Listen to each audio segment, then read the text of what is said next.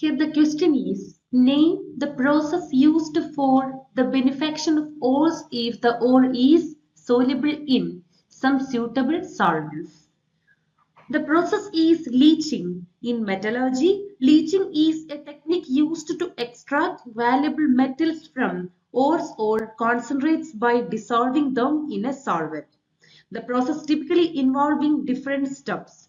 In the first step, that is crushing and grinding, the ore is first crushed and ground into fine particles to increase the surface area for the leaching process.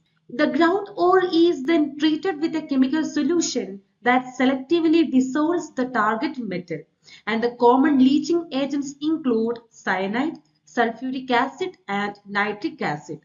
The solution containing the dissolved metal is separated from the remaining solid ore.